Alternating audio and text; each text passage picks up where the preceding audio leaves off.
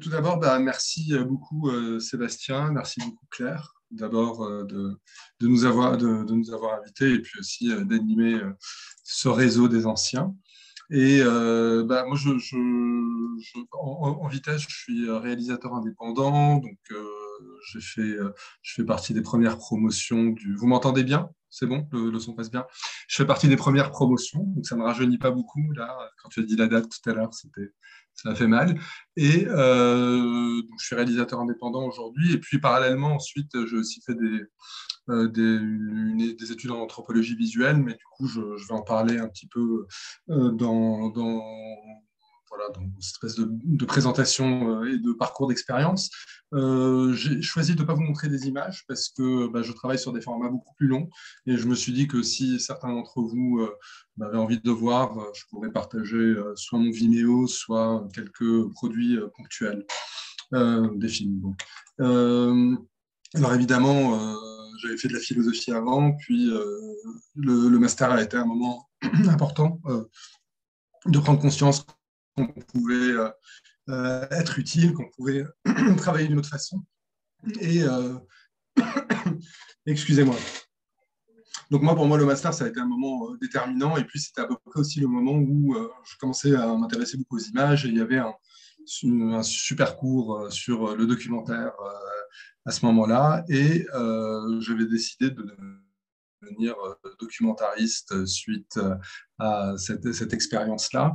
Et vous n'êtes pas sans savoir, enfin je ne sais pas pour ceux d'entre vous qui connaissent un petit peu le marché de l'image, de films documentaires, c'est que c'est quand même assez structuré en France, notamment il y a la télévision avec des modes de production particuliers, il y a le cinéma avec d'autres modes de production particuliers. Et enfin, le film institutionnel aussi, c'est des sociétés de production particulières. Il y a très peu de croisements entre les trois. Alors, il y a des sociétés qui essaient de faire un peu tout ça, mais c'est toujours, c'est jamais très évident de passer de l'un à l'autre.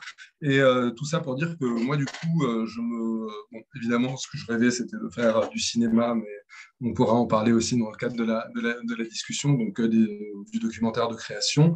Mais en même temps, j'ai été conduit à inventer un petit peu mon propre métier, parce que ce qui m'intéressait plus particulièrement, c'était un petit peu mon parcours de philo, de sciences sociales, et, euh, et ce que j'avais fait au cours du master, c'était d'essayer de trouver des croisements entre art et sciences.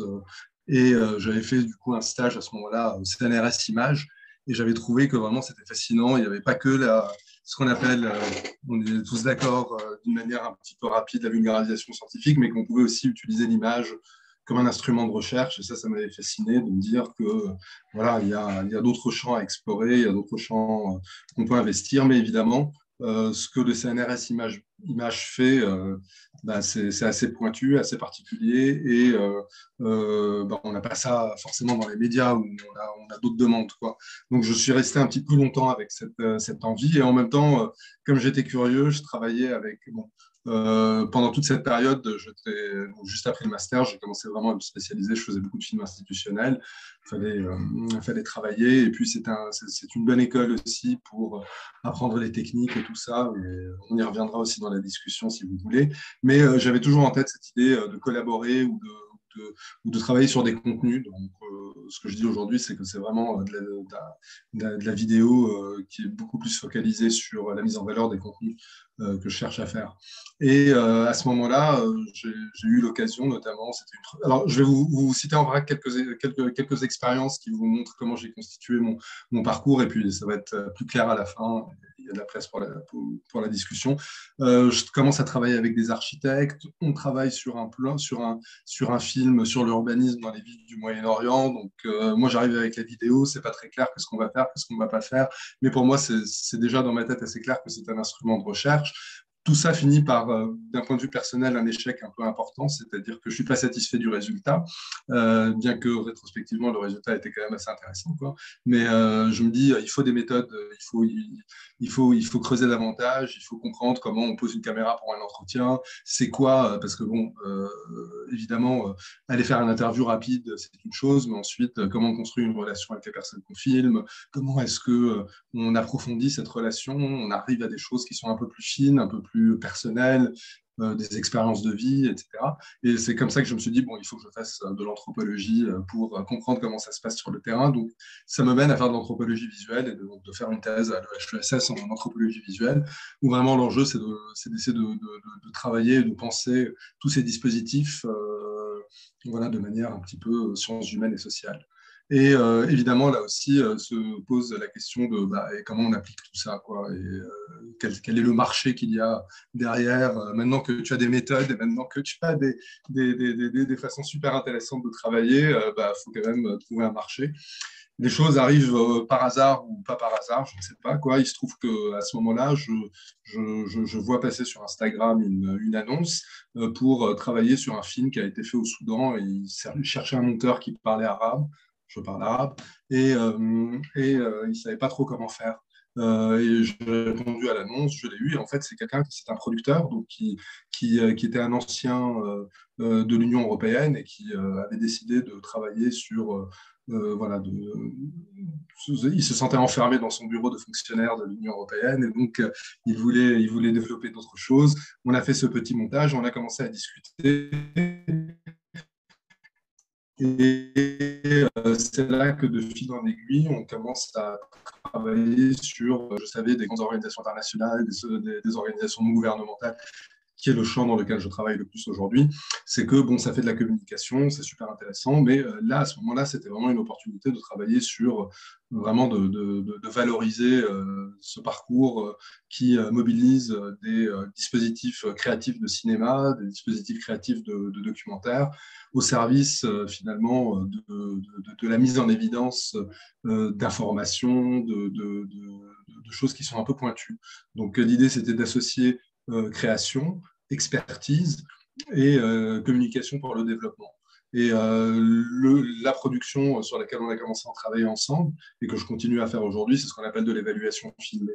Donc l'idée, c'était aussi de dire que cette communication par les contenus, c'est pas uniquement une communication visuelle qui passe par la valorisation de tous les programmes qu'on peut faire. On construit un puits quelque part, on soutient une ONG quelque part, on accompagne un processus de démocratisation. Donc les premiers travaux qu'on a fait, c'était en Tunisie, juste après la révolution tunisienne. Donc l'Union européenne est intervenue pour soutenir beaucoup d'organisations de la société civile.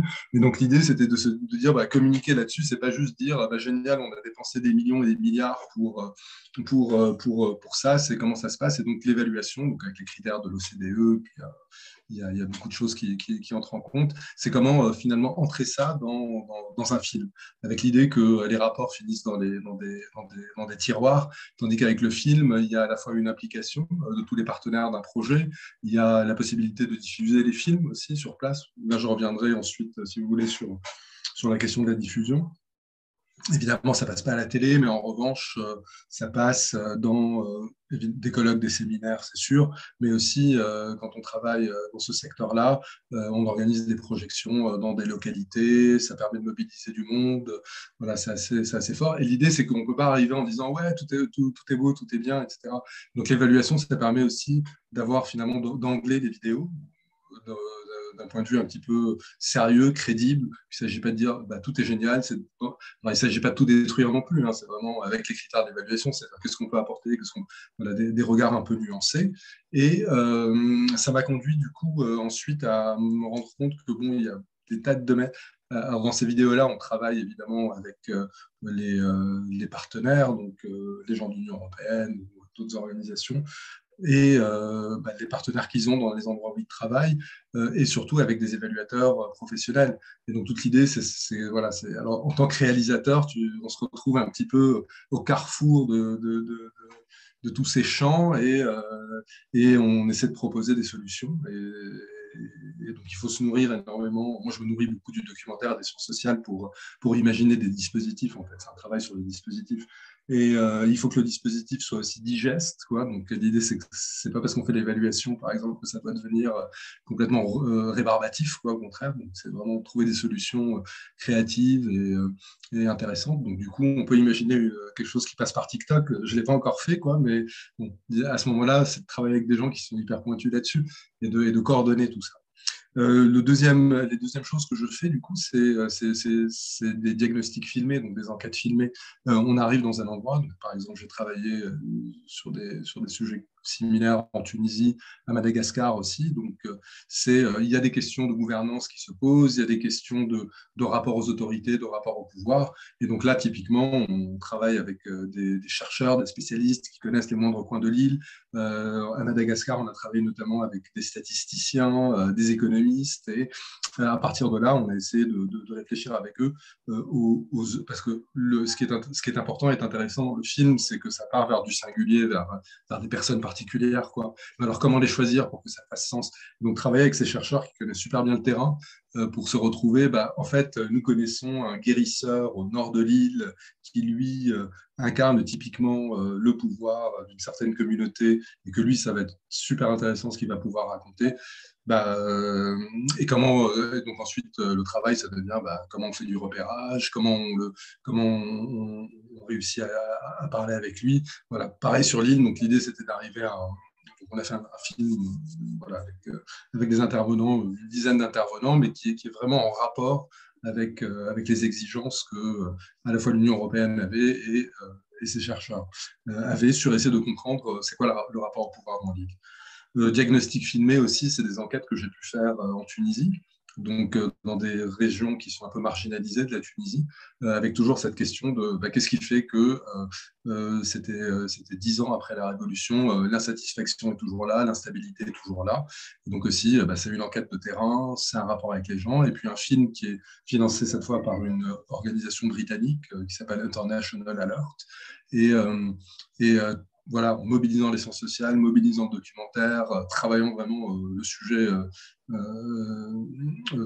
en profondeur et en essayant de se dire je connais le sujet en profondeur, mais les acteurs vont aussi apporter des éléments en plus. Et il faut aussi que ce soit beau. Donc voilà, je travaille souvent avec des directeurs de la photographie qui sont vraiment issus du documentaire de création, du cinéma. Et c'est super intéressant de croiser en fait toutes ces expertises. Et ce film-là, typiquement, on a essayé de le passer dans des festivals, on a essayé de le passer au cinéma, il est passé à la Cinémathèque de Tunis, il est passé au Méliès à Paris. Donc il y a aussi à partir, c'est tous des réseaux de diffusion un peu alternatifs qu'il faut imaginer et penser pour chaque projet. Euh, et, euh, et, euh, et, et du coup, ça permet aussi de toucher des publics qui ne connaissent pas forcément ces réalités et aussi de créer du dialogue social, du dialogue démocratique. Voilà, ça c'est très fort. Donc, alors, tout ça m'a conduit aussi à développer des nouvelles méthodes d'enquête. Alors, bon, ça c'est des choses que je vous raconte qui sont une partie de mon activité. Évidemment, tout se nourrit. Il y a quelque chose que, du coup, je continue à beaucoup travailler avec aussi des entreprises et des institutionnels, mais ce que j'essaie d'apporter, c'est ce petit truc en plus qui est que, par exemple, il y a énormément de gens qui sont sur le marché, mais par exemple, pour moi, un entretien, j'essaie de faire des entretiens filmés, ils sont nourris en fait de cette activité-là, quoi. Donc, j'essaie de construire ces entretiens de manière beaucoup plus poussée, beaucoup plus fouillée, parce que au niveau de la forme et des formats, on les connaît un petit peu aujourd'hui, ce qui marche, c'est YouTube, TikTok, etc. Mais en même temps, voilà, apporter ce petit plus qui est la compréhension du fond, la capacité à susciter une nouvelle question dans ce type d'entretien, ça fait partie de mon job aujourd'hui. Et parallèlement à ça, j'ai aussi mis en place, alors donc, je fais du cinéma, ce qu'on appelle du cinéma participatif et collaboratif.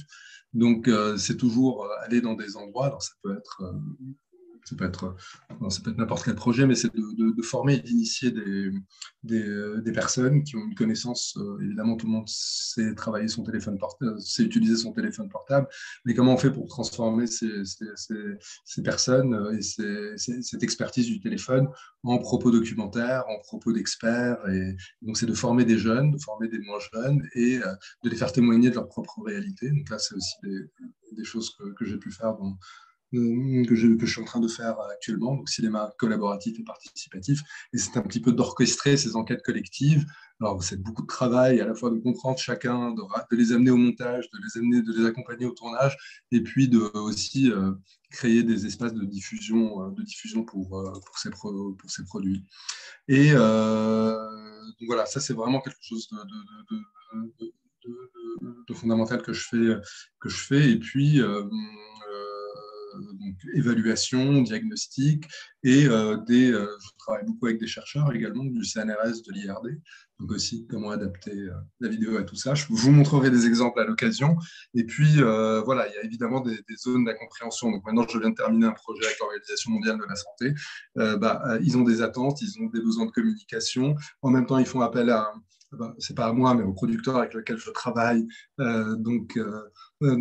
C'est comment est-ce qu'on réussit à croiser à la fois leurs attentes, à leur dire que en même temps, une approche documentaire, c'est particulier, on ne peut pas maîtriser toute la situation. Donc là, il s'agit de travailler sur la question de la migration et de la santé en Europe. Donc voilà, ça fait quand même pas mal. Mais voilà, ce qui m'intéresse, c'est de négocier toutes ces choses-là. Et le résultat, en fait, se retrouve quelque part au carrefour et au croisement de différentes attentes. Et d'un point de vue voilà, plus personnel, du coup, je développe aussi un film sur l'explosion du port de Beyrouth. Et là, j'ai des financements de l'IRD, du CNRS. Je suis avec une société de production. Donc, c'est une autre logique, une autre économie, quoi. Donc, mon parcours, c'est vraiment comment articuler à la fois expertise, création, et aussi comment inventer justement dans cette articulation-là à la fois des modes de production. Jusqu'ici, les modes de production les plus efficaces, c'était vraiment ces projets internationaux de développement et des opportunités de diffusion. Voilà, je me tiens évidemment à votre disposition pour approfondir tel ou tel point et j'espère que ça a été clair.